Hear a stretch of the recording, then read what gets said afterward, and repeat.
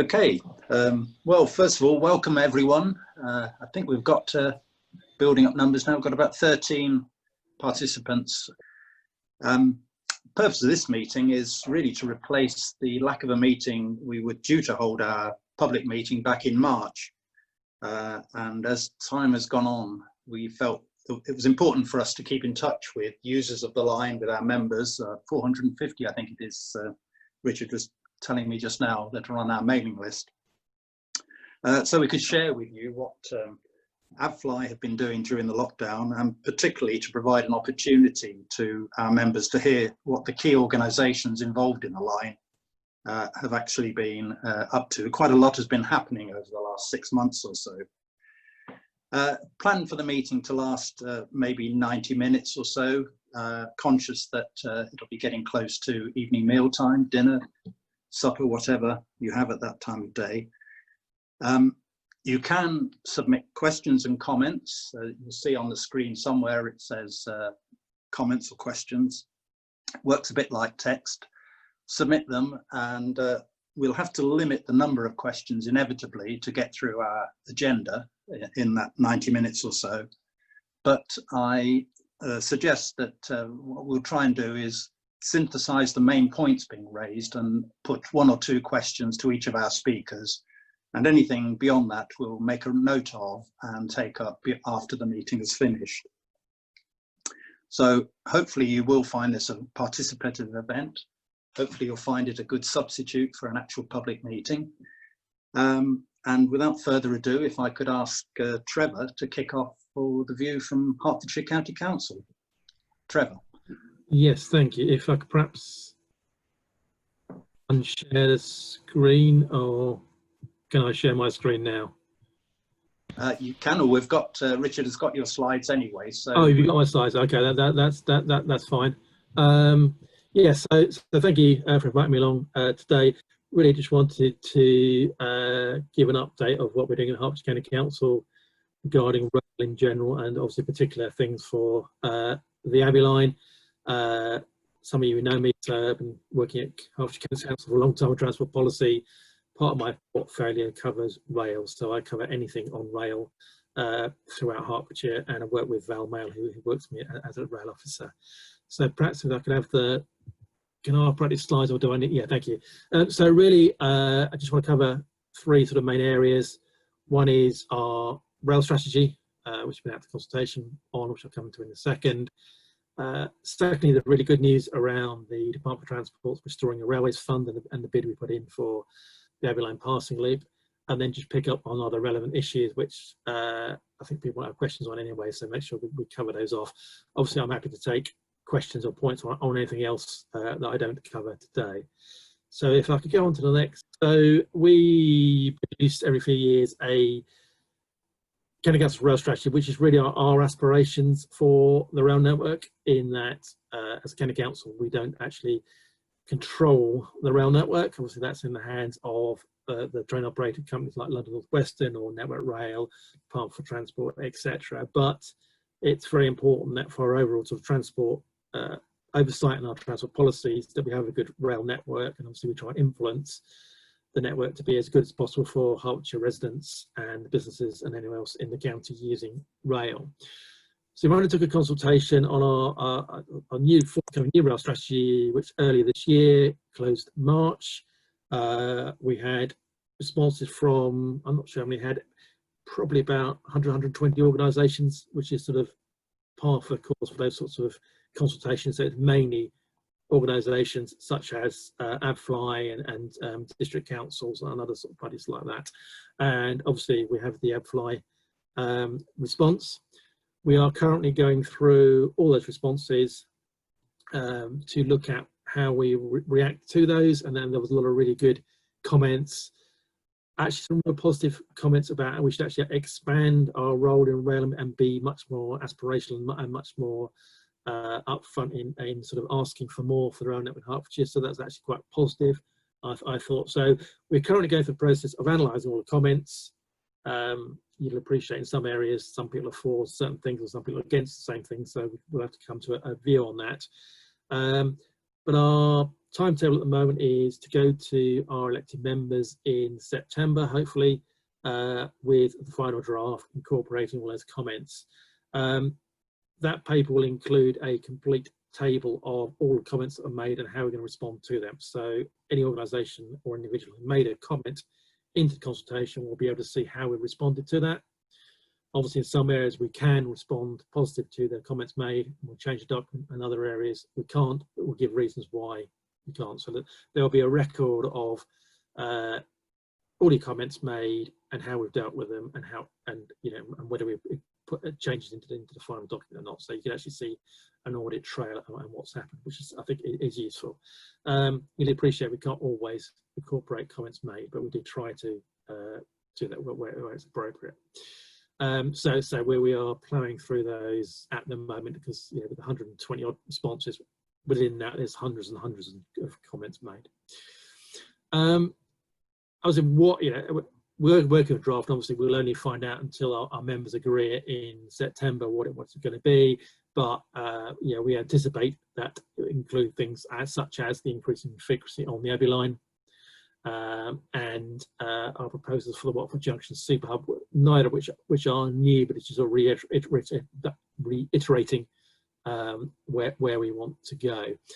A slight there's a possibility we may not go to September if there are any significant government announcements over the summer about rail franchising or whatever.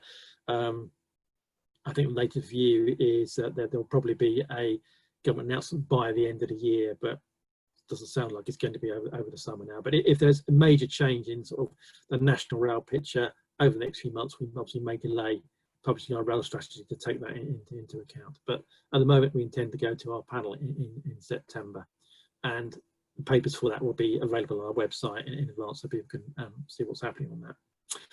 If I could go to the next slide, please. So just this is sort of our aspiration, and it is very much aspirational, and it won't be achieved in any one go, and it's probably maybe achieved over many sort of chunks. But really to recognise that Watford Junction is an incredibly important station at the moment in terms of interchange, and not necessarily the best diagrams for viewing it on computer screens, but basically the grey lines are the sort of existing connections, and there are an awful lot of connections into Watford Junction, the intercity services, the local services, the London Overground services, obviously the Abbey line coming into Watford Junction there, and so the intercity connections around there. What we'd really like to do is actually build on that and make Watford Junction a real sort of national hub really to the northwest of London. So to improve on intercity frequencies, more trains to Birmingham, new services to Liverpool and Manchester, looking at this concept of going west out to Aylesbury. Not sure how we'll achieve that, but in terms of there'll be more services into the west of Watford, but also then link into East-West Rail connections, picking up on this concept within the Heathrow expansion, although who knows what will happen with that now, in terms of sort of restoring the rail air link, sort of bus coach link to Heathrow Airport, which used to exist, extending West London lines to Gatwick Airport and increasing the frequency. So really building Watford Junction in, making it more of a local, regional, national, and then international hub connecting to Gatwick, Heathrow and Birmingham International, which I actually show on that diagram. Also other links, so I've included mass rapid transit, which I'll come on to separately, but that would potentially provide links into the Midland Main Line and the East Coast Main Line as well, so we can actually increase the connectivity for Watford Junction, and hopefully we would want to put to the Abbey line as part of that network, so we'd actually then draw in more passengers onto the Abbey line because of ongoing connections via other modes of transport. So it wouldn't be one system, but it'd be a connecting system there. So that's really what we're trying to achieve. Now it is very aspirational, but take the view of we have to say what we'd like to achieve and then see what the art of the possible might be from that. But really recognising that Watford Junction is an important hub, it can be made more important, and if it is, obviously then would like to increase passenger numbers on the Abbey line, which would be a good thing.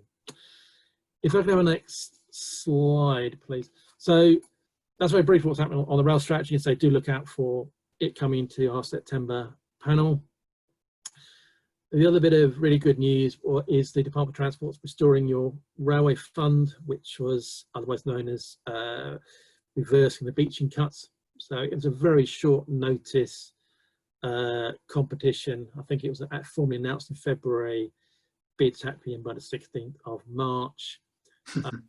We put one in for the Abbey Line passing loop on the basis there was a passing loop there to 1966, and therefore by restoring it is effectively reversing the beaching cuts. But obviously that's in line with the aspirations of increasing frequency on the line there. There are 60 applications made across the country. We were one of 10 that were successful, so that's really good news. It was a bid that had to be sponsored by the MPs, so Dean Russell in Watford and Daisy Cooper in Snowbans, and actually quite good in terms of one's Conservative, one's a Liberal Democrat, so there's actually sort of cross-party support for that, and that's really good that they're actually formally supporting that. Formally promoted and therefore sort of written and submitted by the County Council, but certainly recognising there's a whole host of people supported that bid formally in there, including AbFly, the district councils, town councils, the local enterprise partnership, a whole host of other bodies there. So that was really good, and clearly the Department of Transport recognised that it was a good proposal and it had a lot of local support, which was always good. There's no guarantee that the actual scheme will come from this, so it is really positive news, but let's not get too excited yet. There's an awful long way to go. Basically, this means that we will get support and some funding, but actually the most important thing is the recognition and support for public transport to develop what's known as a strategic outline business case, which is the first stage in a long process that we have to go through to get schemes potentially built. So we have produced a strategic outline business case, then if that's successful, we produce an outline business case, then we produce a business case, and then from that point, we have a scheme which we're then trying to get funding for. So there are a lot of hoops to jump through yet, but this is a very important thing that, it's got formal Department of Transport recognition that this is a potential good scheme. If the business cases in all the various forms have a good positive result, there's a really good chance the scheme will get built. So it's positive news, but don't get too excited that we expect to see a scheme built, within 12 months or so. There's a long, long way to go. There will be costs involved in producing a strategic outline business case. DfT will fund 3/4 of those, so the other 25% will come from other parties. Most likely that will come from Hertfordshire County Council from at this stage on that. So we just sort of kicked off. I had the first meeting with Department for Transport and Network Rail last week, and then there's going to be another meeting in the next week and week yesterday, and what we'll do is obviously share information with the organisations. Peter Brooks is sort of like the nominated rep on AbFly, so we'll keep him in the loop, but obviously he's welcome to share that information around others, whatever. So I think it's very important that this is a very open process and we get everyone supporting it, because that will actually help to influence the Department for Transport. The good news is I think the Department of Transport want to try and get things through. So some of their rules may be relaxed a bit in terms of what the business case actually comes out with. They want to see schemes delivered. So I think we've got a really good chance here to actually push something forward. And if we don't get it through this process, we won't get it through for a very, very long time. So, so some really good news, but just be the sort of the slight caution is this is no guarantee that we'll definitely get a scheme. So it's a lot of work that we all need to do to keep pushing it forward and keep promoting it with MPs and other people. I think I'm pretty ready to say on that. Obviously, happy to ask any questions later on. If I can have the next slide, please. So really just answer a couple of other relevant issues. So on the Abbey Line Community Rail Partnership, that's just to confirm that from the County Council point of view, we are still committed to that and continue to fund it. And as from November last year, we are also the host organisation. So the Community Rail Partnership Officer, Edna, is now employee of the County Council, which I think is actually good in terms of that organisation moving forward, and it can tap into all the county councils' quite extensive sort of background support. So I think that that's really positive. But certainly as a county council, we are fully committed to that partnership. Then which I want to mention, because no doubt questions will come up on this, and I can understand why there's some sort of confusion and uncertainty about what's going on. So we have this scheme called the A414 Mass Rapid Transit System, which is a recognition that in this sort of corridor across the centre of Hertfordshire, and you can see the sort of the outline map roughly what we're talking about, but certainly the St Albans to Hertford section, there are something like 60,000 houses due to be built by 2031. So we started from this of basically, if all those houses created new drivers, the 414, the existing sort of east-west dual carriageway, wouldn't be able to cope. It would be gridlocked virtual day. We're not in the position, we're not in the market anymore building major new roads generally now. So we need some form of passenger transport system to deliver that. Now the schematic there is show the sort of the area of interest that we are looking at that actually links, that deliver this corridor and links to it. There's a lot of work going on now to actually define exactly what the routes might be, and there's a lot of debates about whether it serves the existing urban centres, whether it serves the new housing developments, which obviously want people to use public transport there, and whether it can serve both, and it might not be able to. So we have to look at that very carefully. We're also looking at what the technology might mean. So, you know, the initial sort of scoping has looked at everything from just enhancing a few bus services to the other scale of things, which is heavy rail. I think basically we'll probably rule out just having a few extra buses on there, because that won't achieve anything, because they'll get stuck in congestion. Probably effectively ruled out heavy rail because of just trying to build that in this part of the world, and trying to serve like the urban centres and new areas. So it might be difficult, but that leaves anything in between, from light rail to guided bus systems to combinations of bus systems. The decision has not been made on that, and to some extent it will depend on where we're trying to serve, because different forms of technology will be able to serve different areas in different ways. The important thing I think on that is that obviously St Albans to Watford is seen as a key link for passenger transport.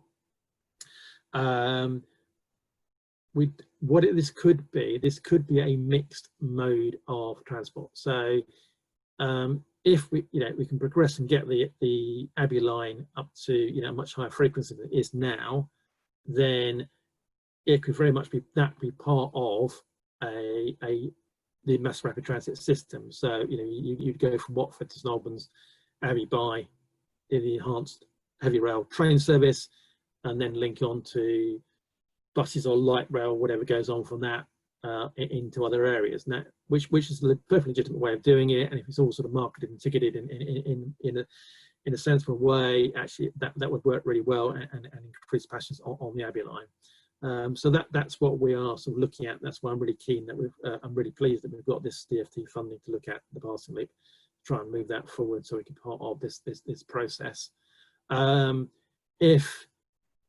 If we can't get uplift on frequency on the Abbey line, then probably the mass transit system will probably use some other route to get to Watford and be another alternative system there, because we do need the frequency. But I'm hoping that we can move forward with the passing loop, get the frequency up, and then it can be part of this wider passenger transport network, which would be good for Hertfordshire, but also very good for the Abbey line, because it would link into other areas and hopefully increase the number of passengers just because of the enhanced connection at either end. Must stress, there's a long way to go on that. This has to go through the strategic outline, business case, etc. process, and this is a much more complicated system, because we don't quite know exactly where it's going to serve yet, or what the system's going to be. So there's a lot of work still to be done on that. But I know there's been some concerns about this could, a bus-based system could take over the Abbey line. That's not the proposal at the moment. So I just want to make that very clear and say, if we can get the Abbey line frequency up, then it really could be part of this system as a heavy rail, linking into other forms of transport whenever that might be, but a long way to go on that. And that really is all I really wanted to sort of pick up on. I'm sure there might be some questions on that, which obviously I'll pick up whenever's appropriate around that, and if you want to do Kevin as chair. But for the moment, that's sort of my piece to sort of an update of where we are. Excellent. Oh, thank you very much, Trevor. And my apologies for not properly introducing you. I've got my details of you, but fortunately you covered it yourself. We haven't had any formal questions yet. Those of you who have joined us late, there is a Q&A box at the bottom or top of your screen, depending on what technology you're using. Do feel free to submit comments or questions, and we'll try to distill them. I wonder if I could ask something in terms of going back to the rail strategy. He was highlighting something which I'm sure we would welcome, the Watford Junction as a hub for Northwest London. How far have those discussions included the discussions with, for example, Watford Council and developers, and indeed Network Rail, regarding the development of the station, which I think most people recognise is now not fit for purpose? Yeah, well, I mean, it's been a long-going aspiration, so it's not new. We're just trying to accelerate it more.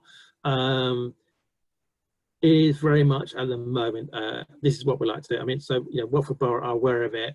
There are complications because of the development of the station entrances, etc., by the occupiers of, is it called the Junction now? I forgot what the building in the tower, the office block above the station. Yeah. Through permitted development rights. So there's a complication of that going on. And obviously that there is Watford Borough have got the wider plans for the wider area. So yeah, we were talking to them about that in terms of developing housing and mixed use around the whole station. And then there's the Network Rail scheme about putting an additional sort of footbridge across the station to do that. So there are conversations going on. It is quite messy at the moment, but obviously what we're trying to do is make sure none of these actually exclude the opportunity to do further development in the future. That's probably more because some of these things will actually take a while to happen, and some of them obviously are about train services, and some of them are about actually then other infrastructure changes to that. So there are ongoing discussions, but really it's quite sort of early on. I just want to, as I say, rail strategy is quite aspirational. So, but if you don't actually put these things forward, you don't get anywhere. So you have to like fly a kite and see what reaction you get to some of these things. Yeah. Oh, thank you for that. We've had one other question, which is about the actual demand for the rapid transport system along the A414. You emphasise that it's about an east-west link across Hertfordshire. The question is really what about the linkages north and south? Yeah, so I just look at the question. It's primarily at the moment focused on east-west because, as I said, that's coming from housing demand in the area, and if we don't do something, the transport network, the road network, will just fall over. So that's very much where it comes from. Part of the thinking very much of the whole process is how that then links into the existing network. So me with my rail hat on, I'm obviously very keen to make sure that it connects to all the radial north-south railway lines, because that's been a perennial problem in Hertfordshire, is you have to sort of go into London and out again to go anywhere. So, you know, I very much wanted to link into the north-south railway lines to get those, but also very much a need to make sure it connects to existing or potential new bus services in the area. So it's focus on the east-west corridor, but with view to what other linkages it could have across the county. There's always a danger with these things is actually you get, you know, what called mission creep. You try to add on so many extra things that you actually end up delivering nothing at all. So we're very mindful of it needs to be part of the county-wide and beyond transport network, but we have to sort of limit the scope to how to try and move this forward. You know, because it already sort of connects into cross-border into Harlow, You know, Stansted Airport are quite keen to link it into that, and then there's Essex's system, which goes from sort of Stansted Airport east across Essex. So there are all other possibilities which we are having the mix, but for the moment we have to sort of focus on the prime east-west corridor and what other north-south connections are then to be sort of onto that, and then at a future stage think about developing it as a wider network. But you have to take it sort of one stage at a time, or else it will just get bogged down in its own sort of complexity.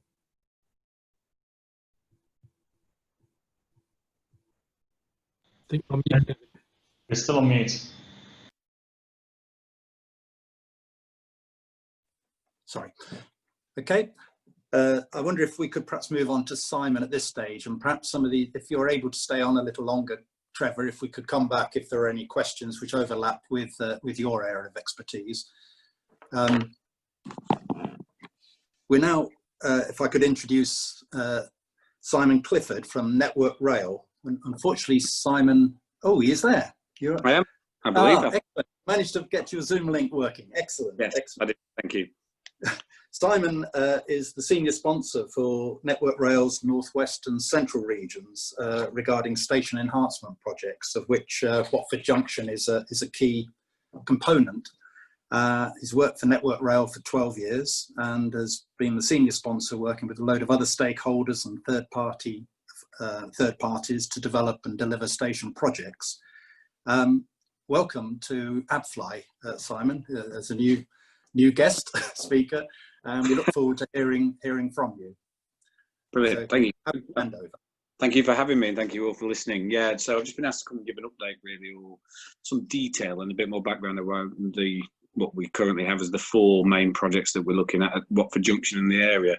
I think a lot of it will build in upon some of the stuff that Trevor's mentioned previously with regards to Watford being a key hub for links in and out of London and beyond. And I think certainly from a Network Rail perspective, we're keen to see that develop. So I'd just like to give you a bit more context about where we are with regards to the station refurbishment development scheme and some wider potential developments we've been working with local developers on. So if you'd like to move on to the next slide, I've got just detailed there the list of the 4 key projects that we're looking at the moment. So the new concourse, or the new station concourse, which is we call phase 1. That's something that we have been working on for the last 2 or 3 years with Michael Kingshott of Kingshott Holdings, who is the leasee of Iveco House, which is now known as the Junction, but it's still, from a Network Rail perspective, definitely known as Iveco House from a leasing perspective. So whether or not the leasee decides to change the name on arrival, that's their call. But yes, so he is the leasee of the office block, which is currently sitting above the station. And we're working closely with them to understand and design and develop what the new station concourse is going to look like. I'll then move on to give you a quick overview of what is Watford Junction Phase 2, which is a quite substantial commercial development over the current bus station. The bus station would remain in situ, it wouldn't move, it would just be rationalised to work more efficiently and from a health and safety perspective, a betterment of what it currently operates like now. I'll then go on to discuss phase 3, which is a potential large commercial residential development which sits on the site of where the current station car park is. And also I'll touch upon the new footbridge scheme that we are working with the DFT to fund to help ease some of the capacity issues that we have at the station. So if you'd like to move on to the next slide, I'll start to discuss phase 1, which is the new station concourse. That's great. So this is an artist's impression that we've developed with Kingshott, Michael Kingshott and his team of architects to show what the new station may look like when we've completed the refurbishment works. As you were probably aware, the station entrance currently sits on the left-hand side of that photo there with our Iveco House entrance in between. And then the large glass box with Watford Junction on it is currently the service yard for the station, which is quite a large space actually, and falls under the lease area of Iveco House. So we've been working quite closely with Michael Kingshott and his team to look at options around how we open up that space to create a larger concourse. Some context around that, as you've already alluded to earlier, Kevin, the station itself isn't fit for purpose, and we're facing some quite significant capacity challenges there from ped flow perspective with patronage through the station. So when Kingshot took over the lease of the holdings for Iveco House, we started discussing around options for them to provide the capital funding for this project, with a view that any retail value that could be gained from any retail offings within that section of the station would be taken by the developer. So that's led us to this point where we've got a set of ultimately outlined designs, which has led to this being promoted from a developer Network Rail perspective. We do have a fairly high level design that we have agreed in principle from a capacity perspective with Network Rail internal stakeholders and with London Northwestern Railway, with a view, and a development appraisal has been submitted to us from Michael Kingshot and his team that Network Rail's property department are just currently assessing at the moment. The feedback I can give you at this stage on that, although I'm not sure I'm allowed to go into too much detail on that because it could be commercially sensitive at this stage, is that we are getting into the final knockings and we do believe that the scheme is viable. So we are currently aiming to be in a position where we've agreed heads of terms for the development of this project by September. So the plan from then on would be that further design integration would need to be undertaken by the developer Network Rail and the train operator to detail and just provide more detail around the design on how it's going to work. But we certainly feel that this project is going to happen. It's a question of when, not if. So if you'd like to move on to the next slide for me, that just gives you a general arrangement drawing of what is going to be the ground floor plan. So the existing station entrance, as we know it, will be turned into retail, which will still have an access from the current forecourt through to the existing subway. The existing gate line that we access the subway is going to be enlarged, which will ease some of the capacity issues that we have currently through there. The new station entrance is going to be developed, which will have a large retail offering and also quite a substantial concourse area, which we don't currently have. And that's going to help with the flow of passengers through the station. It will also lead to a large atrium that will connect you directly up to platforms 1 to 6. So by doing that, you're reducing almost 50% at least of the burden of that's currently placed on the subway and the subway entrance, because all platforms are currently accessed via the subway. This would mean that platforms 1 to 6 wouldn't be. So it does solve a medium-term problem that we have at the station currently, and it provides some capacity benefit, and passenger experience would obviously be increased. We could move on to the next slide. Excuse me.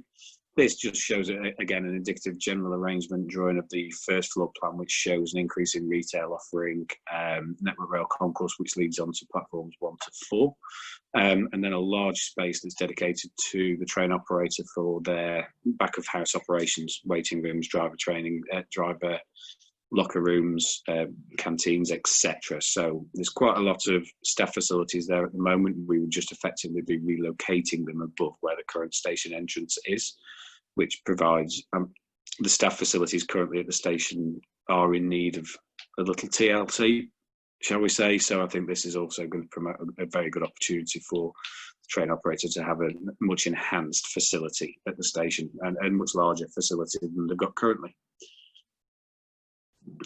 Moving on to the next slide, it's again an artist impression of what we expect the new station entrance to look like, which we feel will aesthetically enhance what we currently have there, shall we say, rather than not wishing to be unkind to the current architectural merit of the building. But I think this will provide us with a lot more, something to be proud of at the station. So it's a much larger, much better station entrance.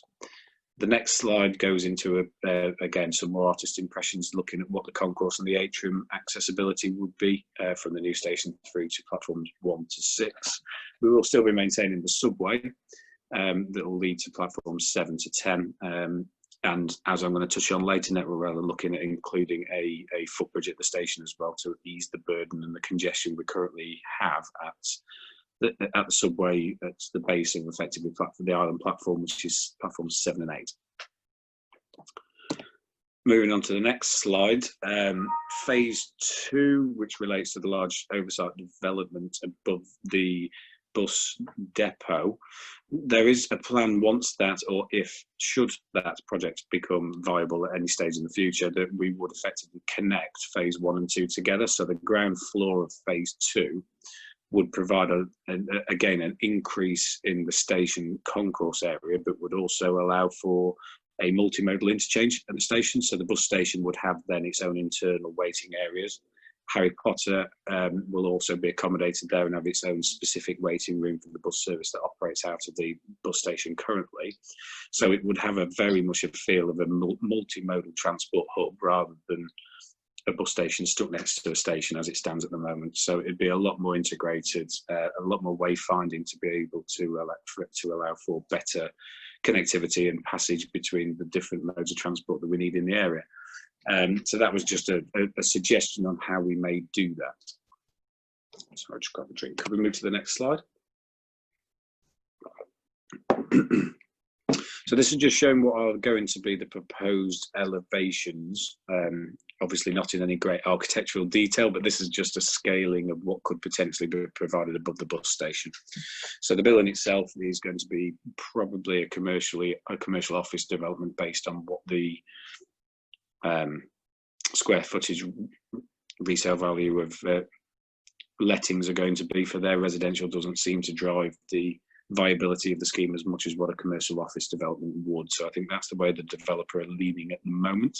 But with the image on the left hand side, it shows you the connectivity with what is the current phase 1 proposal station building and the connectivity into the proposed footbridge network rail will be providing. So the footbridge itself wouldn't land into phase 1, it would ultimately land into the phase 2 building and connect into the larger, wider concourse once this section of the building is created.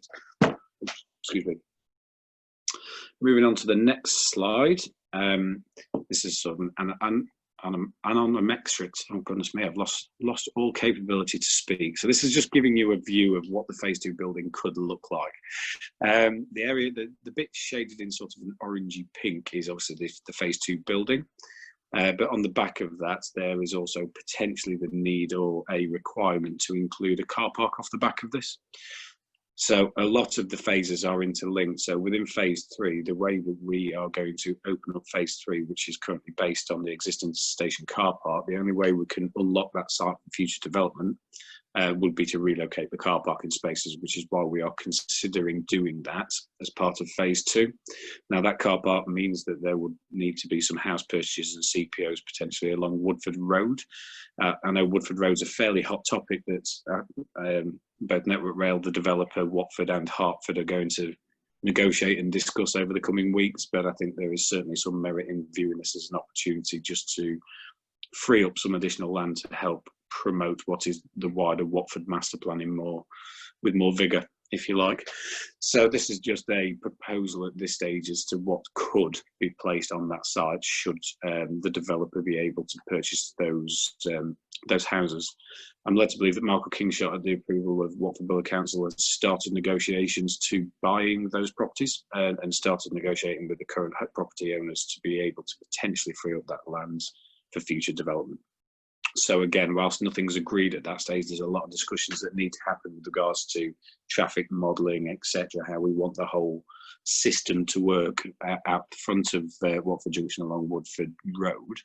There are some significant plans and significant opportunities that I think are presenting themselves, and we should be able collectively to come to the point where we have a very viable wider project here actually to create this multimodal interchange that we so desperately need at Watford Junction. Moving on to the next slide is again some architectural images of what the building could look like. The one on the left shows from the main road out front of the station. It's quite a fairly sizable development, but again the architectural aesthetic of that will tie into what's currently being installed elsewhere by TJX, etc. in the area. And the artist's impression on the right just gives you an impression of what it could look like and the connectivity into what would be the new station footbridge and the phase 1 building, giving a very large station and bus concourse complex, effectively underneath which the offices are going to be based.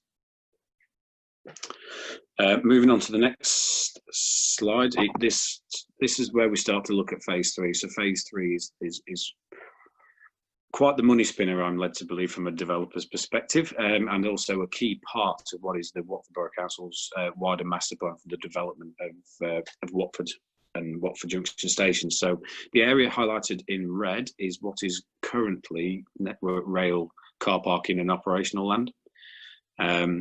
The area that's highlighted in the white triangle is again Network Rail operational land. So there's two potential sites there that Network Rail could free up for wider development should we be able to maintain the current operations that we utilise in those areas, and have a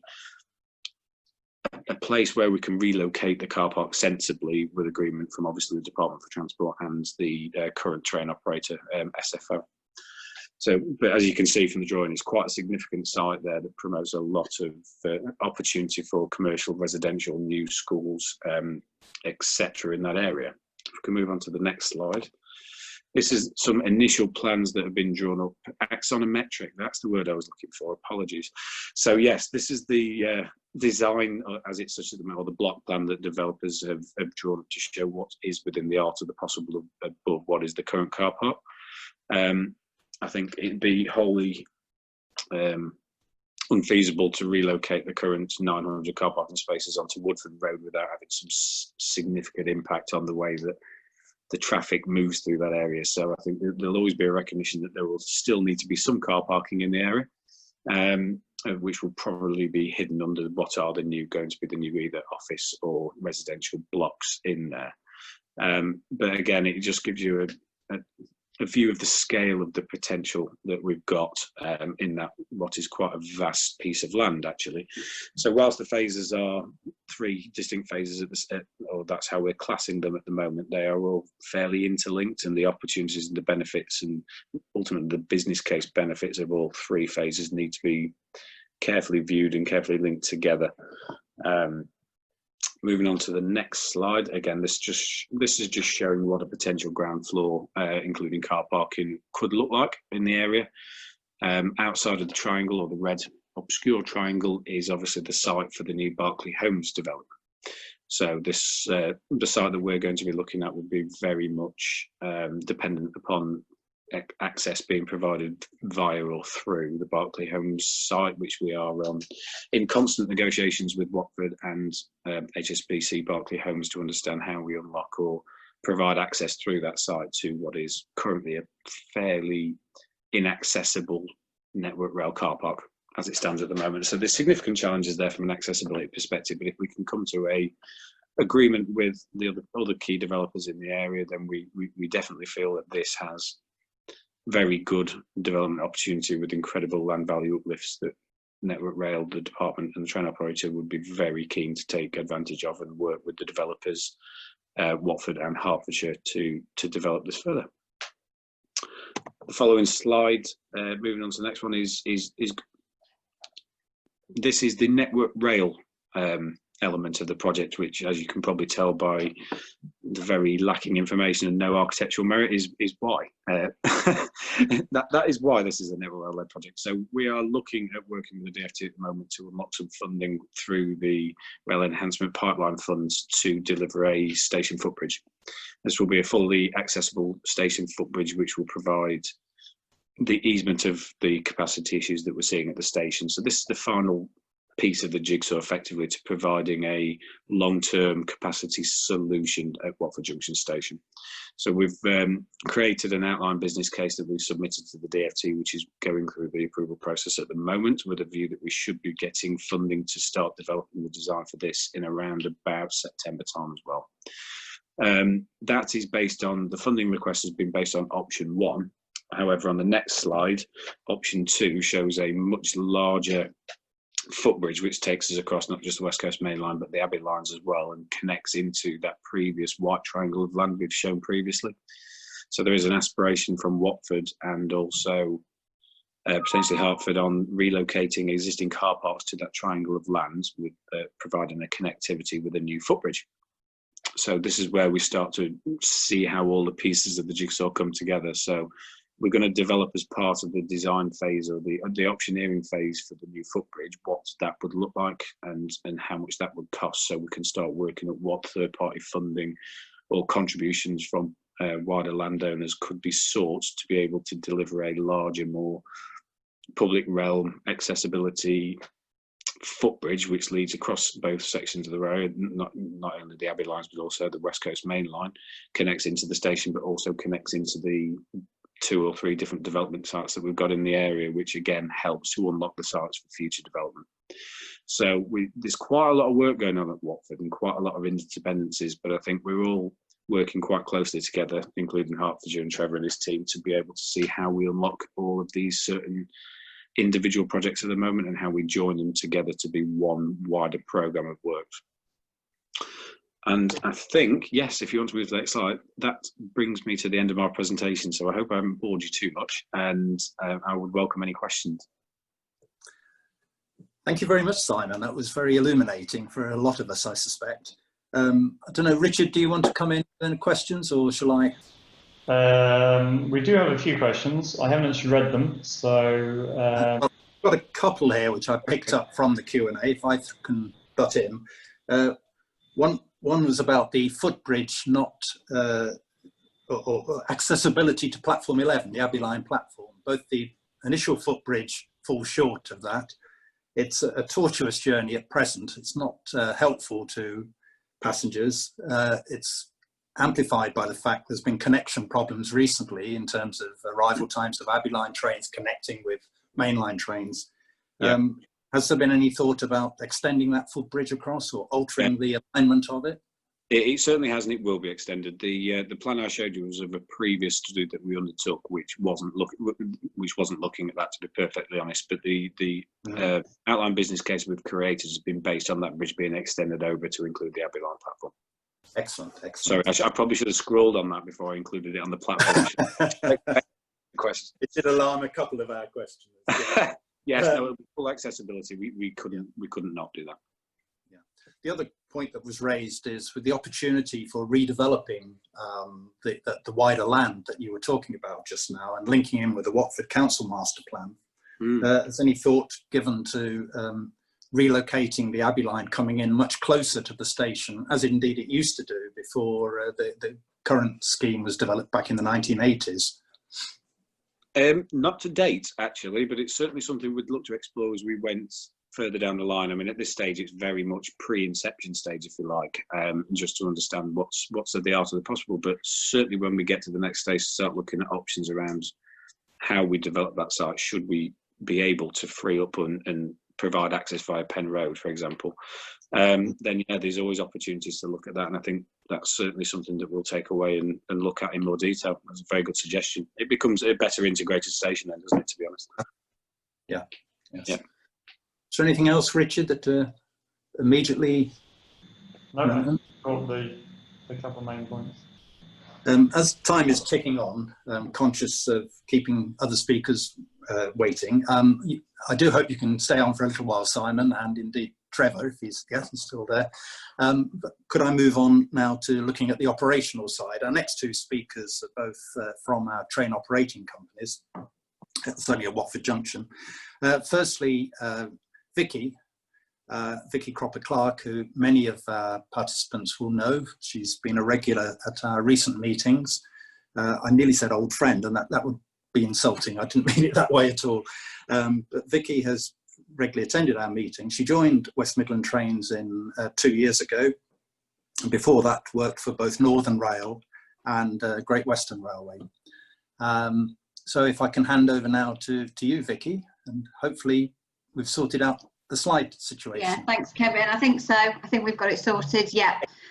So I'm just going to run through a few slides just to give you a snapshot of what's been going on, predominantly since lockdown. So that graph that you see there is the sharp decline that we saw in passenger numbers as a result of COVID. So from the 1st of April, we had to reduce our timetable and run a much more reduced service. And we are still operating at around 90% below our normal revenue and also passenger demand for our services. So the service that we are operating at the minute is very, very different to what we were seeing at the beginning of this year. go on to the next slide.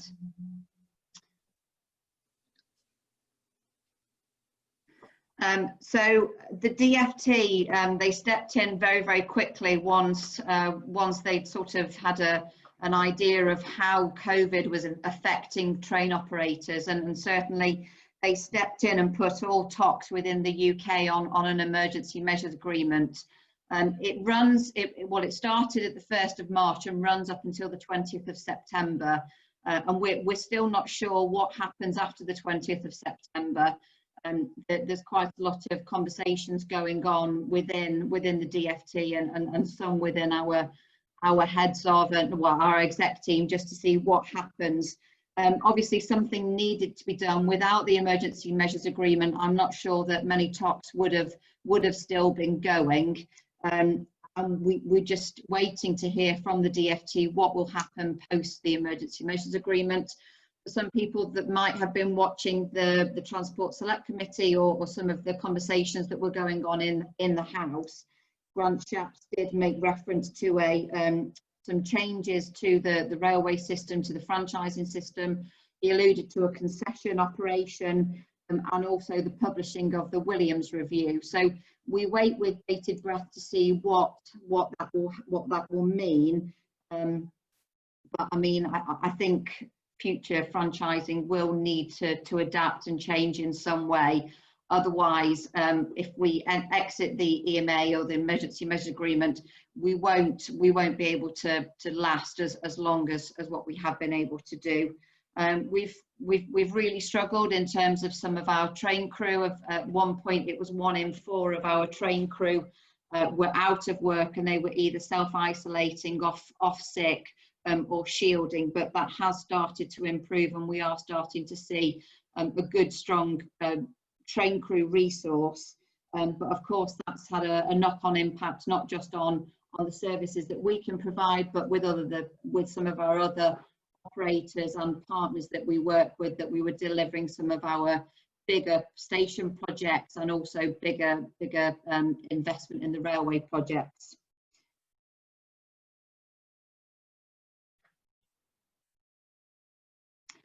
So for those of you that might have been travelling or travelling through some of our stations, you will have noticed that things are looking a lot different, as well as the stations being a lot quieter than what we were used to.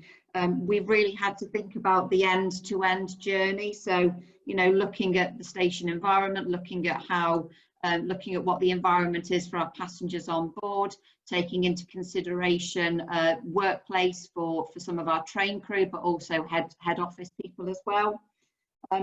We've really had to change the way that our stations operate via a risk-based approach. We've been working a lot with government guidance. We've been working very closely with industry partners and train operating companies. And as a result of that, we think that we've got a much more joined up and consistent method of working.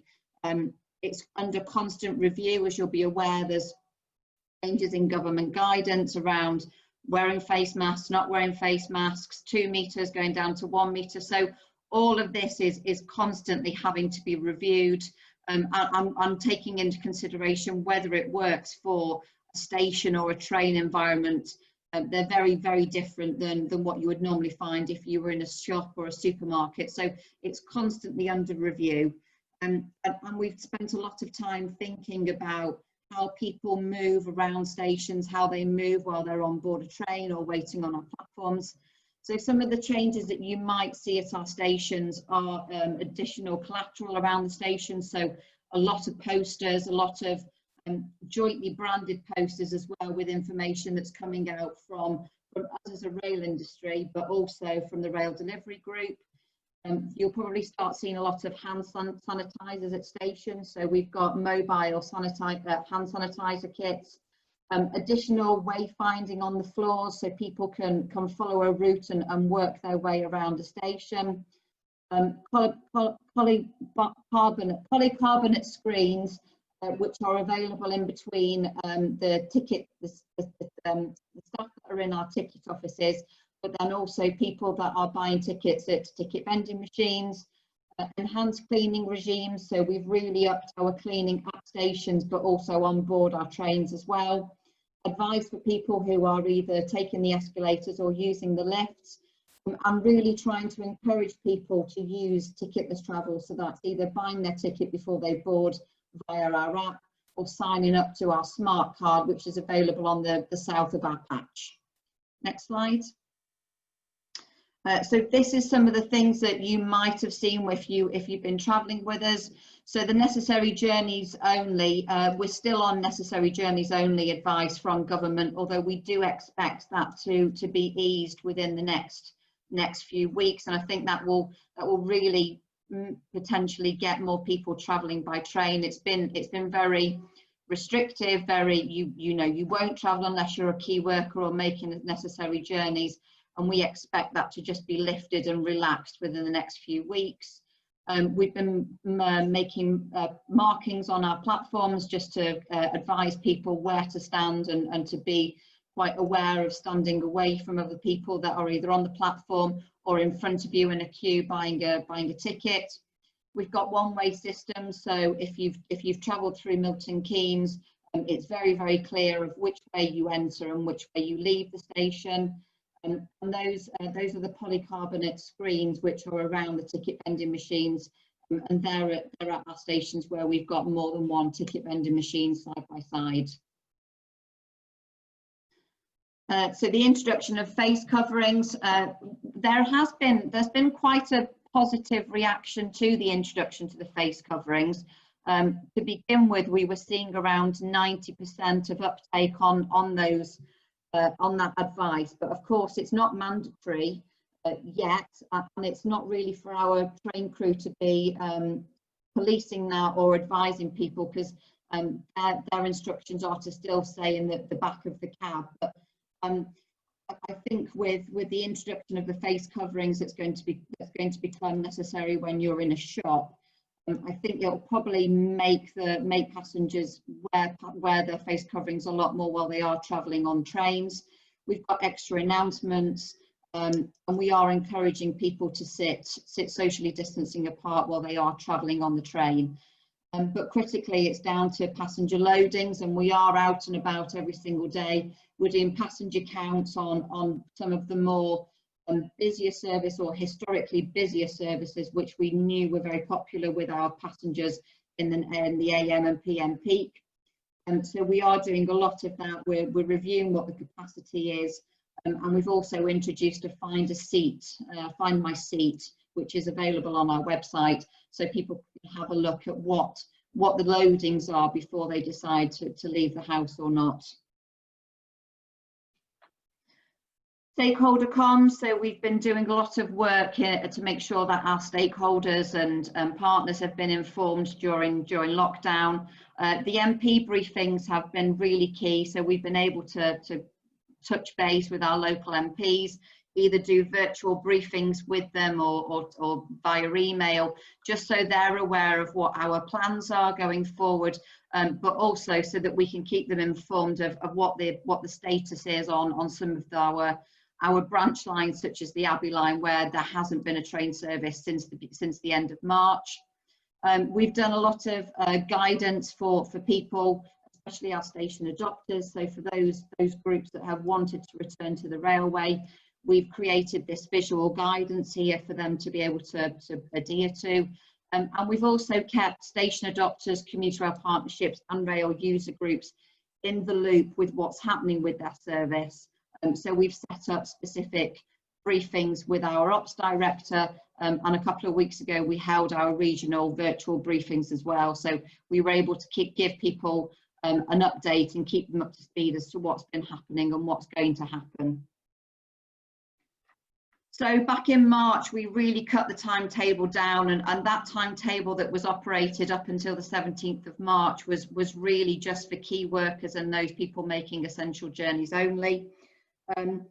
It was operated at very short notice, but it was a bit bumpy going into it, but we managed to get there, and it was a good service for those people that were using it. Back in May, the 18th of May, we made an uplift onto the train service, and we were operating around 60 to 70% of a normal service. But of course, taking into consideration social distancing, it was more like 10 to 25% of what the capacity would be like on those services. And then last Monday, we introduced a further timetable change, which seems to have gone very well. Although it is only 75 to 80% of our normal timetable. The plan was that timetable would really focus on delivering good performance for our passengers, so that we could see what the timetable should be like without those challenges that the May 2019 timetable had introduced. It's still very much reduced, and we still have some constraints, but the main issue we've got as to why we've not been able to increase that to a full timetable comes down to our train crew availability. So as well as those staff that are still off, either through shielding or self-isolating, we've got around 100 drivers who were recruited at the beginning of the year that are just stuck in the pipeline, and we're not able to put them through the training regime. So that had they been passed out, and had there not been the challenges with COVID, they would have been out and about operating services on our main line, and that would have then been able to ease or increase that enhancement that we saw on the 6th of July. We are now working towards a further timetable change, which will be introduced in September, early September. So this is just a run through of what we've changed in the July timetable change. So we're trying to run as many services as we can as either 8 or 12 car formations. We've been able to cater for where there are peaks and high demands, and that is usually just on the south of our patch. So I would say from Euston from Milton Keynes into Euston, which is why we've been able to introduce a few more services. But once social distancing is removed, the real challenge will be around trying to bring people back to rail. And we've already started to think about that and think about how we do that in terms of commercial or revenue opportunities, looking at what the difference to people's working week will be like. And so we're working towards a carnet system, so that those people that won't be coming back to work a full week in either London or a city, they could use a carnet ticket, so it makes it a lot more appealing for people to be able to travel just a couple of days a week into the city, and then save on the journeys as well. But of course we can't do everything that we want to be able to do, which is why the service along the Abbey line will remain a rail replacement service for the time being. Passenger numbers and demand on those services is still pretty low, although we do recognise that the fact that it's a rail replacement bus could potentially be putting some people off coming back. But it is under constant review. We're looking at the passenger loadings on a daily basis, and we've got mystery shoppers that are out on the network and out on those buses, just to make sure that the buses are operating well, and that people are able to social distance on those buses as well. We've committed to reintroducing a morning and an evening, or morning and afternoon peak service next month, but then the rest of the service will be supplemented by a rail replacement bus. And I think that takes me to the end of my presentation. Yeah, I've said everything on that slide. Thanks, Richard.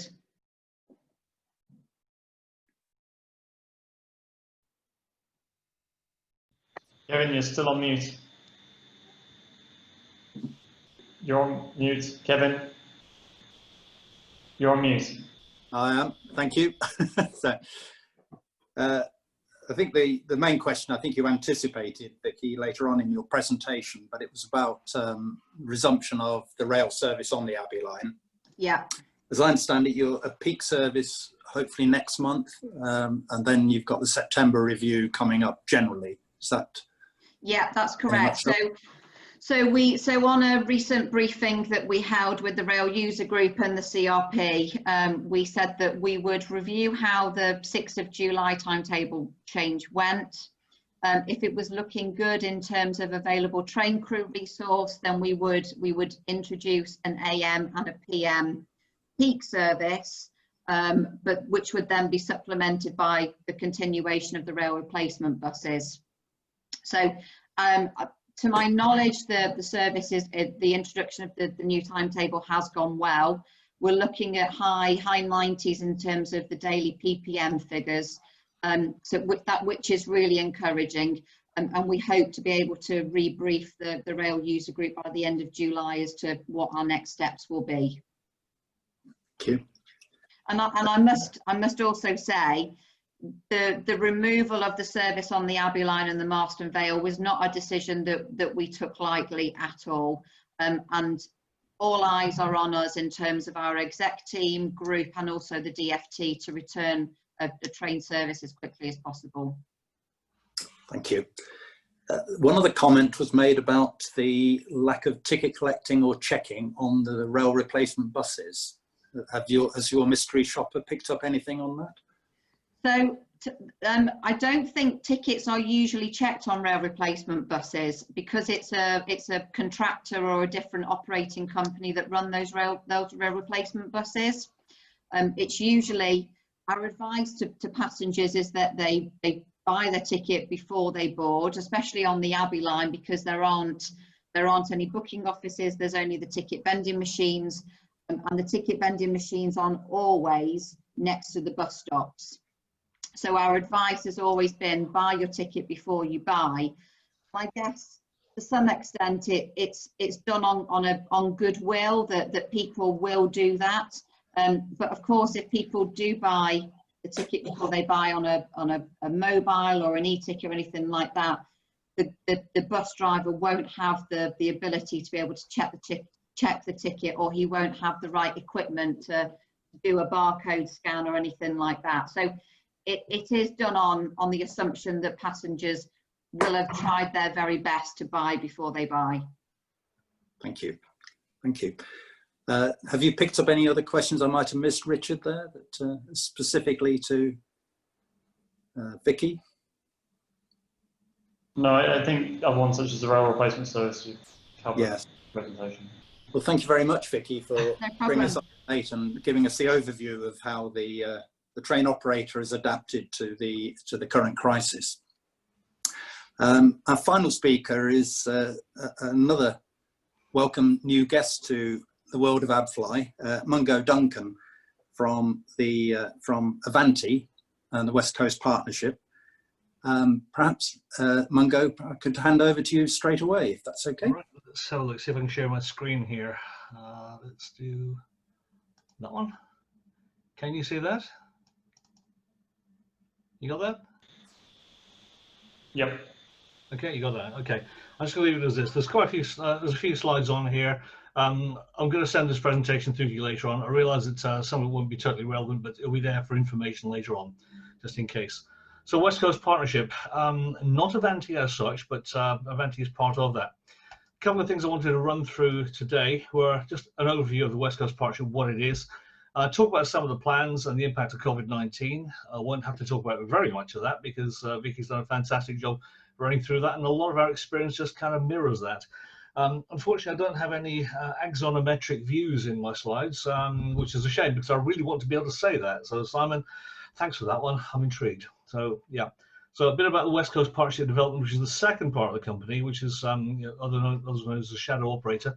And then yeah, I've got an open forum section there, but please ask any questions during that you wish.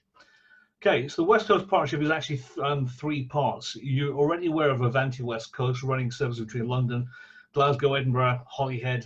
You see a little triangle there which represents those. We took over in December 2019, a 10-year franchise, which with a couple of years extension on the back end of that as well, good performance.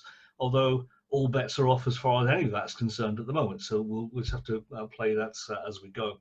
The second part of it is the shadow operator, which is the West Coast Partnership Development, which is as part of the franchise. The franchise operator will be working with the DFT, is working with the DFT and with HS2 Limited and any number of other partners, including rolling stock designers, station designers, to help to shape the whole HS2 and post 2029 conventional services. So we've got a foot in both camps, high-speed services as well as the conventional services.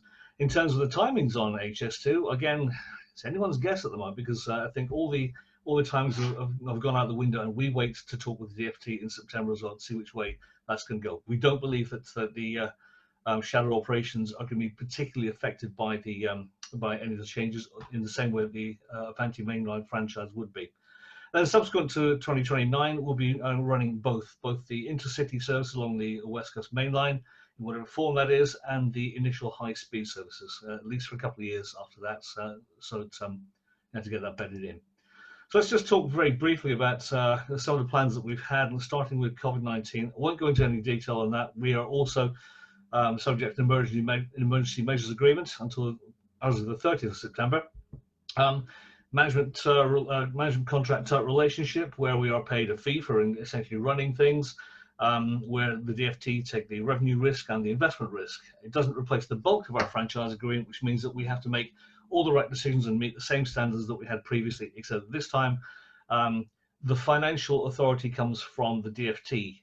So we can't just go and spend things as we see fit before. The DFT will tell us, yes, you can go ahead with this purchase or this particular program or not. However, most decisions remain with us as a good and efficient operator. As Vicky says, we don't know quite what's going to happen from September. It may well be that there's an extension to the EMA.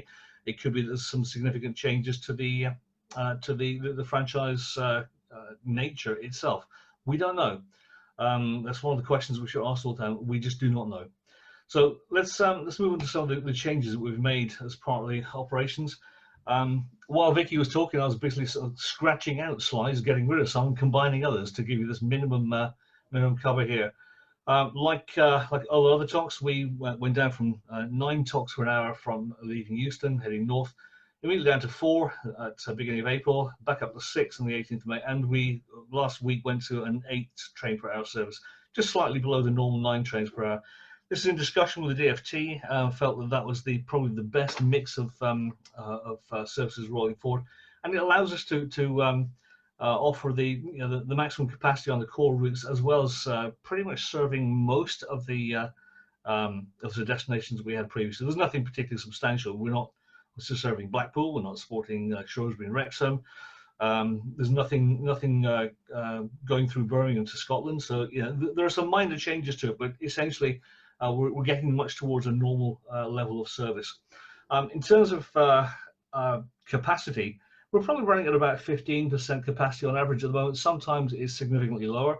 I was on a train yesterday from Milton Keynes to Coventry. Walked through the train. There were 6 people on board it. 6 people on an 11-car Pendolino. 8 if you include the driver and the train manager, although there was no sight of either of those, but I take it we had some. We are encouraging reservations. We don't make it, it's not mandatory, but we're encouraging reservations only from a point of view that it allows us to manage capacity on all the services. Walk-ups are still perfectly permissible, and the train manager will organise any particular sort of demand, but we're not seeing that at the moment. It's around 15%. We're allowed to fill up to 25%, but we're not getting anywhere near that right now. And as you'd expect, the usual range of protective, social distancing measures, PPE, blah, blah, all those things, increased cleaning regimes, sections, and aboard trains. We've been asked, well, how do you manage to do things aboard trains? Well, we don't clean things we don't clean tray tables where there are people sitting there. But the second you get up and walk away, there'll be somebody there with a big cloth and some spray, and they'll be cleaning that place down. So we've got a big presence aboard trains, so maintaining cleaning. But as I say, it's not been an issue so far. Again, Vicky was right about the PPE. Staff are wearing PPE. We are encouraging the use of PPE. We're not seeing total use by customers of PPE. Our sort of guesstimate is probably it's around 60% so far, which again, sort of staff are not particularly happy about that, but we're working with it. So those are the main operational changes. I've left this slide in just so you've got something for subsequent to the section here. One of the sort of key changes moving forward in the franchise is one of the things that Virgin didn't do, and this isn't dissing Virgin by any means, because most of them are still here. We have been accused of, well, it's Virgin with another name above the door. Not quite, but a lot of some things have changed, and part of that is external engagement, largely because with so many major changes, particularly in terms of high-speed services coming through and the impact that that's going to have on the West Coast Main Line and other services. Communication and engagement is going to be absolutely critical at all levels moving forward. So we put in place a team of 7 regional growth managers, and they'll be connecting with all local authorities on that kind of basis. And I think Trevor, if you're still on, I'm picking up the sort of south for the time being. In fact, I'm picking up most of these because we've had some issues with some of the people who were joining us who are been affected by COVID, and they'll be joining us at some point going forward. So team of 7. So whenever there is a question, please feel free to come back to me. And if it's not me that you need to talk to, I'll put you in contact with the right people. But in terms of the actual plans themselves, don't think there's any surprises. The Pendolinos are all going off to be refurbished to be pretty much as new. They're halfway through their active life, about 15 years old. Complete redesign of them, new and more comfortable standard class seats, not designed by the rail industry, which is probably good news for everyone who sits on railway seats. They're actually designed by a company who designed seats for Aston Martin. Well, it's probably still not any guarantee, but if anyone has an Aston Martin that I can try their seats on, please let me know. They are starting to go off, I think, from November off to Alstom, and it would probably take about 6 months for each set to come back to us. The final set will be complete in 2023. So there'll be a lot more luggage space, a lot more, more comfortable seats, increased number of seats, about 15% uplift there. Improved lighting, signage, extra luggage space. Obviously, we've got the sort of body side wrap on how new look cafe bars and shops with new offers, the things that you kind of expect, just to bring them up to the sort of latest sort of standards. Far better in terms of information and the sort of Wi-Fi that we're offering. Talk about 98% of the coverage receiving 4G coverage. Yeah, that's you can't work on trains if you haven't got reliable Wi-Fi. So that's an ambition of ours, and ultimately moving up to 5G when that becomes mature enough. But we are also replacing the Voyagers. The 20 Voyagers being replaced with 23 Hitachi 300 units, of which 13 will be bi-mode, primarily supporting the Midlands and the Northwest. North Wales, there's no electrification, so it'll be electric as far as the wires extend, and switching to diesel. But for the majority of those Voyagers who travel between London and Glasgow, we're running diesel trains under the wires. Why would we do that? They're all being replaced by electric units, and again, they will be completely redesigned, not like the Hitachis which are in service with, for example, Great Western. These will be designed to be more of a sort of Pendolino look and feel to them, with significantly better luggage space than the Voyagers have, particularly with luggage you actually can fit more than a couple of sheets of paper on there. So again, all the usual kind of toys that you'd expect, that seat PowerPoints, etc., etc.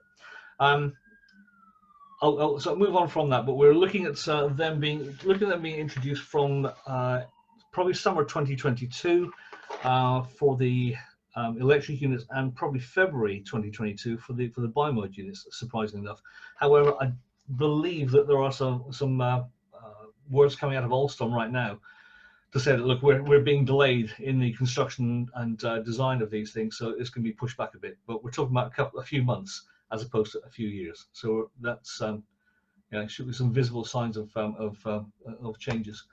Other things, operational services and changes. We're putting a lot of additional services on. Not right now. We've got a change coming up at the end of this year, but there are minor adjustments to the existing timetable. But for the December 2022 change, we think that there are roughly 263 extra services a week are achievable.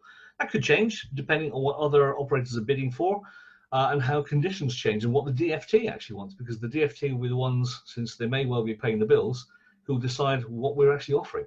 But we think that there are more direct services. I mean, doubling the Liverpool frequency to 2 trains an hour all day, every day. Doesn't sound like much. Great news for Liverpool. Actually, it's good news for a lot of places, because it's the stopping pattern right the way down the line. So you've got additional stopping at Crewe, Stoke, Rugby, Nuneaton, those kind of places all the way down the line. So it improves connectivity right the way through. Likewise, Liverpool South Parkway for the airport there. Why Walsall and why Gabowen? And most people say, where is Gabowen? What is Gabowen? Gabowen and Walsall are catchment areas for Shrewsbury and Birmingham, respectively, which mean that you can access the mainline services without actually going in to Birmingham city centre, without actually going to Shrewsbury city centre. So there are some plans here. We're doing a trial timetable with a limited number of services to each of those locations, with a view to expanding those at some point in the future, depending on uptake and success of that. And if you want to go on your hollybobs to Llandudno, you would be more services from next year. Big investment at stations. The majority are, a lot of that will be involved in deep cleans, because with the best one in the world, and most of them don't need massive changes, but they are fairly grimy. So big deep cleans, and refresh of all the facilities like lounges, some new first-class lounges, modernised ticket offices. We're putting one in Glasgow as a trial, which is essentially a bit like some of the more modern banks, where you essentially got a little booth, open booth, in the middle of an open area. The comments have been, in Glasgow, what on earth are you thinking? But no, it's the trial of that seems to be working very well and very popular with customers. So we're moving that out. Simpler, more accessible ticket machines, improved parking. I think we're looking at 900 additional parking spaces around the network. A lot of additional secure bicycle storage. Digital wayfinding trials. By that, we're talking about using Bluetooth beacons at stations such as, I don't know, Birmingham International, Birmingham New Street, because I still get lost at Birmingham International. New Street always come out the wrong exit. So this is almost like the little sort of Bluetooth beacons you'll find on items of clothing, which just say, hey, I'm here, I'm here, I'm here. Well, this will say, I'm here, and this is my address. Your Bluetooth enabled app will pick that up and essentially give you a walking map or a talking map if you've chosen accessible support around about your station. So there's a lot of things going on there, and that's just a sort of small sample of them. Fares and tickets. I think Vicky was talking about again flexible season tickets, almost like a carnet style thing, where you're paying for what you use as opposed to paying for a whole month and losing whatever you don't use. So a few of those, simplifying the fare structure with better value fares, and that's leveling the fares downwards as opposed to leveling them upwards. We'll take a hit on that. With affordable upgrades, you probably read about the third class on trains. Well, there's a lot of there's a big first class percentage on most of the long distance Pendolinos, which are used during peak times, but most of the rest of the time they're pretty much unused. So this new class is essentially a sort of standard plus, if you like, where for a small fee, and that is a small fee, you can move up into the first class section there and use the space. You won't get fed, you won't get watered, but you will be able to use the space there, and it's a better environment for working there. That will then free up additional space in the standard class as well. So has a kind of a knock-on effect there too. We think, and that's market tested and it's proved fairly popular so far. So we'll be introducing that fairly shortly. Big things, environmental targets. Just reducing the. We set ourselves a target of reducing the carbon footprint of the company.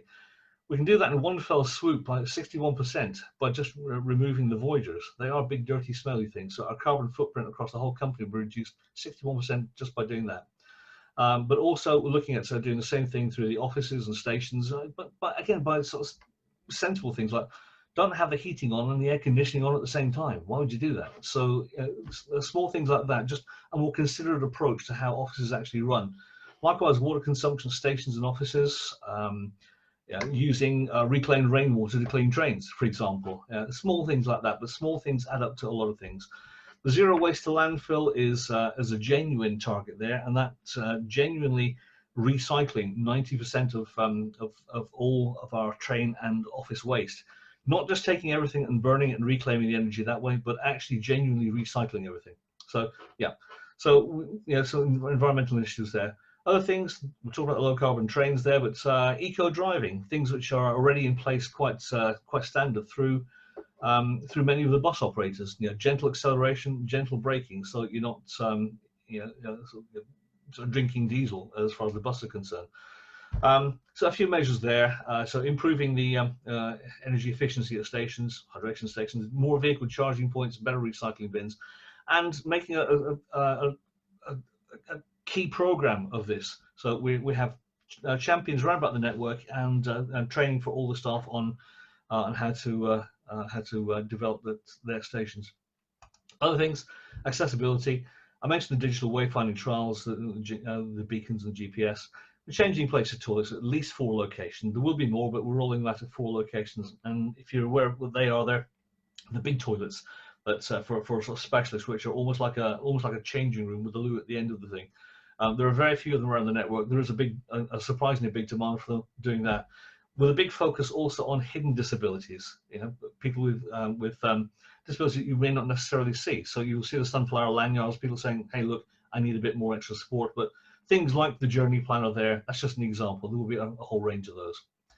And on top of that, and we wouldn't be anything without alliancing with Network Rail.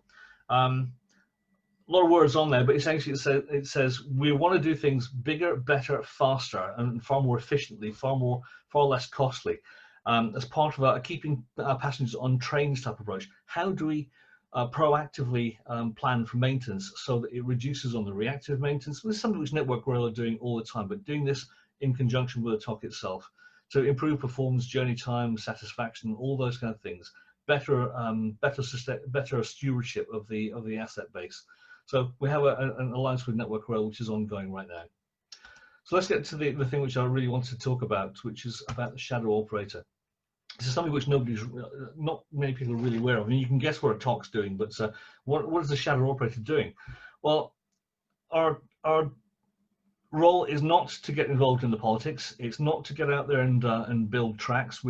That's somebody else's issue. You know, that's a political thing which is not part of our role. Our role is to design and to develop the actual operational offer, which will go live in 2029. And we're working very closely with HS2 Limited, the DfT, any of those stakeholders to try to develop a solution which will improve local areas' economic growth, to improve the standard and quality of customer journeys in a more sustainable way and an affordable way. We're working on the fares approach right now. We have a strategic market report survey which is out around the bazaars right now, where we've gone to market and said, look, what do you want from high-speed rail? What are your expectations? What are the key triggers for you? What do we need to design into it so that we can effect the transfer from classic rail across onto high-speed rail for the longer distance journeys, which will allow us then to not have to run fast trains on a slow network, you know, building up big gaps between the trains, but to be able to run more slow trains or a greater variation of local services, regional services, freight services, the things that you know, the government and HS2 and everybody else have been promising for all this time. How do we do this? What do you want to see? What do we need to deliver? So we're working with those, and the key things there are we're trying to manage those costs and risks as if they're our own. It goes without saying there, but the whole approach that we're taking here, working with HS2 and the DfT, is as a critical friend. We're not just saying, look, here we go, or we're happy with what you're doing, let's build on top of that. Our part of our role is to act as a critical friend and to review what's on offer right now and see how we think it can be done better. And we're working with our partners, Trenitalia, one of the national operators in Italy, who are a 30% partner in this venture and who have been designing, building, implementing, and operating high-speed rail for probably about 16 years now, very, very successfully. If anyone's been to Italy and been on the Freccia Rossa, you'll understand that. So the area of the route which we're looking at right now is primarily focused on phase 1 and phase 2. So it's phase 1 to Birmingham, phase 2 to Crewe. I know this stops short of Crewe, but Crewe is actually part of that loop there. Well, there's a £5 billion refurbishment of Crewe station and the generation of the Crewe hub, and also a massive refurbishment of Crewe depot, reorganisation of Crewe depot. And there's a lot of work in planning right now in terms of refurbishment of the tracks for central line presentation, replacement of points, upgrades of signalling, of power, and where we can get all the power from. It's a massive change as far as operations at Crewe are concerned. So phase 1, phase 2A at the moment. Phase 2B is not part of the scope of this particular project. So in terms of the deliverables, what are we actually doing? At the moment, we're designing and developing. We're not mobilizing and operating yet. That's for the future. So the design and development part has 4 components, obviously cooperating with HS2 and the DfT, Secretary of State, as mentioned before, developing the functional requirements for it. And there are something like 54 different work streams where we're producing reports, recommendations, analyses to support all the design of the high-speed operation, as well as acting as that critical friend, as for all the HS2 and the DFT developed components as well. So there's someone on the right hand side there, strategic market report. I mentioned that previously, but what's the train service specification? What's the service going to look like? How frequently is it going to run? To where? How's that going to impact on the West Coast mainline? How's that going to impact on local services? You know, what's it going to look like? So not just for the high-speed service, but also going into into the 2030s as well. We're working with Alstom and others to design the rolling stock itself. What's it going to look like? What's it going to do? What do people want from it? And the passenger proposition. Again, what are we actually offering here, particularly in terms of fares? So all the things that you'd expect us to be working now, we have a team who are working in parallel with us, and there's a lot of crossover between the Avanti operation and the sort of shadow operations team. Just to give you an indication of the kind of timeframes of all the things that are going on, we've obviously started back in last year on the operational financial review. What are we offering? How do we make this work financially? What is the market for the product that we're actually offering here? The dark bits on each of the arrows are things, that's when it actually started or is starting. And then to the end of the arrow is when's it going to continue to. So you can see that some of them, the market analysis has already started. And that's going on till very close to when we actually start to run the service. Likewise, the rolling stock procurement and oversight, we had a briefing from the team there this morning. They're working on that. They're at quite an advanced stage on that, and that will continue right the way through until the train's actually delivered and into operation and then beyond.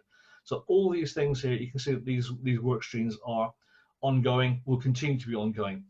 Now, I'm guessing that you'd like to keep up to speed on these kind of things.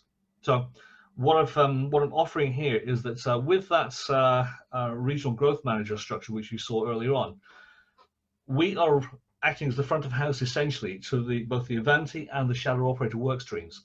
So if there are questions, if there are concerns about anything which you're seeing here at all, we want to be involved. We want to understand what's the testing and commissioning strategy. Then you need to talk to the regional growth manager for your area, and they will either introduce you to the relevant teams at the shadow operator or within Avanti themselves. Okay, so this is something which is available to you. This isn't something which is closed off, and the first you can see about it is when it goes to press in 2028, and it's pretty much a done deal. We want input. We want to understand how you want to see this work, and I realise that it's not particularly relevant in some respects to where you are. However, what happens here is also going to have an impact on the services which along the West Coast main line, and that in itself will have an impact on things like the Abbey line and every other. So again, we want to understand your views on this one. Don't wait until we come to you, because we may not think about some things, but if there's something which you think that we should know, or there's a question or a concern, again, we're wide open to that. And for the time being, supporting the southern section, that will be me. So I think that was just looking at your time. That's 6:05 already. So I'm going to say thank you. If you have any questions that you can think of right away, I'll be happy to answer them. Well, thank you very much indeed, Mungo, for that comprehensive picture, both of the existing West Coast main line and also of HS2. Hopefully that's been of great use to those of you who've joined us this evening. A couple of questions have come through. One is about the extra trains on the if I can call it the main line, the existing main line. Does that mean even fewer stopping at Watford Junction, and passengers from Watford Junction having to change at, say, Milton Keynes? At the moment, we don't know. That's the thing. We're going through the train service specification design at the moment. We're probably not going to have any real clarity on that until probably the end of this year or beginning of next year. And we've got a consultation process, I think, from the end of Q1 for, I think there's 4 months consultation on there. At the moment, we've been seeking views. We've heard this particular request before. We're very sympathetic to the plight of Watford Junction. There are very few stopping trains from our services going through there.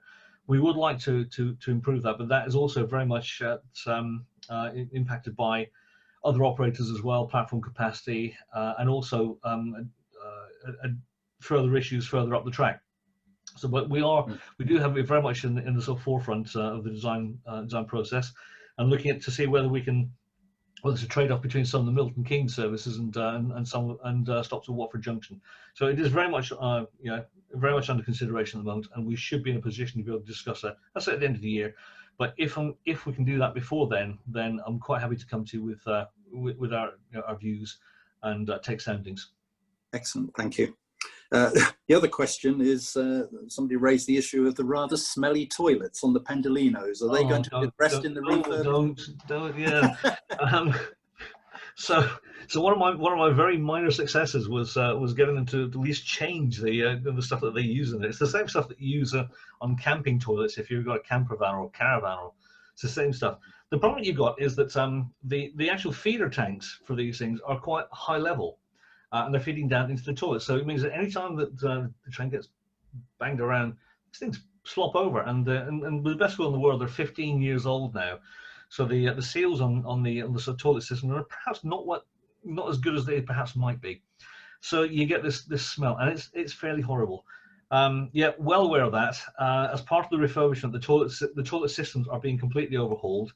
They will certainly be refreshed, and hopefully that should take away the smell. They didn't smell in the early days. It's just the last 10 years that they've smelled. But we're aware of the issue there, and that is one of their targets to overcome. I've been pushing them for a little while on that, and I'm kind of hoping that we'll have some success, as I did with getting the voices taken out of the toilets. Because I always found, when you're in the toilets and you get someone talking to you, that's just slightly on the creepy side. So I have hopes on this one as well. Thank you very much. Yeah. Well, thank you very much indeed, Mungo, and indeed Trevor. Before we wrap up, Peter, is there anything? See, Peter Brooks is also there. From Peter Brooks from AbFly. Hello, Peter. Is there anything we haven't covered so far that you wish to update people on? No, I was just going to sort of say what we've been doing during the no trains on the Abbey line. We have talked with London Northwestern about improving the bus service and getting the earlier journey put on. Both the MPs for the line are very interested, as you know, on developing the line. So we've made them aware of the current situation, which has been useful, and they've come back to us. And latterly, we've joined forces with both the Bedford Bletchley Users Group and the Watford Junction Users Group, and we've put in a joint letter to MPs, councillors and mayors, anyone of interest in the area, to make them, not being overcritical, but just to make them aware of the situation that's going on. Thank you. I think it's very useful. Excellent. I think looking at the Q&As, I think we've covered most of them. We won't lose the ones we haven't covered. So those of you who have put in some comments, we won't lose sight of them, and we'll take them forward as appropriately. Both Vicky and Simon have had to leave us already, so I can't thank them again. But can I thank Trevor and Mungo for joining us tonight? For giving us such a comprehensive picture, actually, probably wider than we've ever been able to have at a single public meeting before.